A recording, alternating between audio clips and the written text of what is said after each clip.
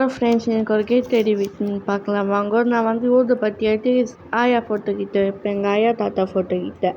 அங்கே பார்த்து ஊதுபத்தி வைக்கிறதுக்கு ஒரு ஸ்டாண்ட் இல்லை ஃப்ரெண்ட்ஸ், இருந்துச்சு. அது எங்கெங்கே தொங்கிடுது, இல்லைனா கீழே சினிமா இருக்குது தெரியுதுல்ல. சொன்னால் புது டிக்காக நான் யூஸ் பண்ணுறேன். புரியலையா? வாங்க உங்களுக்கு லாஸ்ட் வீடியோவில் காமிக்கிறேன்.